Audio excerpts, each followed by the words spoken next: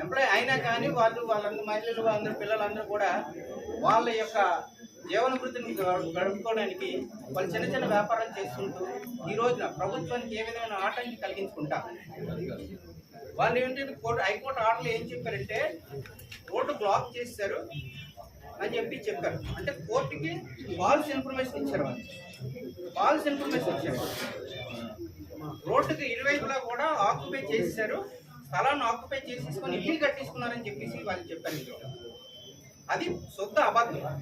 ఎందుకంటే ఒకసారి మీరు కూడా వెళ్ళి చూడండి, అక్కడ ఏ విధమైన కూడా లాస్ట్ ప్రభుత్వంలోని 188 కోట్ల రూపాయలు మార్కింగ్కి ఖర్చు పెట్టామని చెప్పేసి వాళ్ళ లెక్కల్లో చూపించారు.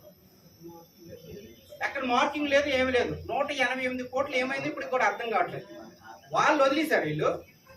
వీళ్ళు సొంతంగా వాళ్ళు చిన్న చిన్న వ్యాపారాలు చేసుకొని జీవితం కలుపుతున్న వాళ్ళందరినీ కూడా పొట్ట కొట్టి వాళ్ళకి అప్పులు చేసి తయారు చేసుకున్న బడ్డీలు ఎరగొట్టారు, అప్పులు చేసి తయారు చేసుకున్న బళ్ళు ఎరగొట్టారు. దానివల్ల ఏంటి వాళ్ళకి కలిసి వస్తుందో అర్థం కావట్లేదు. ఇప్పుడు వీళ్ళు ఓట్లు వేస్తేనే వాళ్ళు గెలిచారు.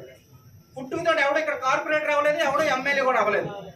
వీళ్ళు బద్దులు ఆడుకుంటే అడుక్కుంటే వీళ్ళు ముష్టైతే వాళ్ళు గెలిచారు. ఈ రోజున వీళ్ళ జీవనోపాధి తీస్తున్న వ్యక్తులు ఎవరైతే ఉన్నారో వాళ్ళు సస్పెండ్ చేయాలని చెప్పేసి మేము రాష్ట్ర ప్రభుత్వం డిమాండ్ చేస్తున్నాం. అట్లాగే కోర్టుని మోసం చేసినందుకు కోర్టు వరకు కూడా విన్నపం ఏంటంటే కోర్టు తాలూకా టైం వేస్ట్ చేశారు, కోర్టును మోసం చేసి ఆర్డర్ తెచ్చుకున్నారు. కావున వీళ్ళపైన పరుణస్ దావా వేయాలని చెప్పేసి కోర్టు వారిని విన్నవించుకుంటున్నాను. అలాగే ఏదైతే ఈ ఆర్డర్ ఉందో ఈ ఆర్డర్ క్యాన్సిల్ చేయాలని చెప్పేసి మేము కోర్టు వారిని విన్నవించుకుంటున్నాం.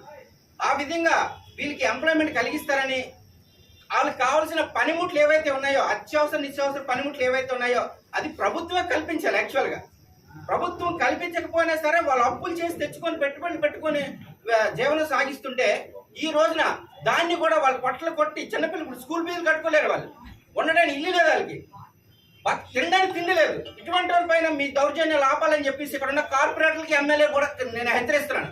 లేని పక్షంలో రానున్న ఎలక్షన్ మీ యొక్క అందరి డిపాజిట్లు గల్లం చేస్తాం. కాబట్టి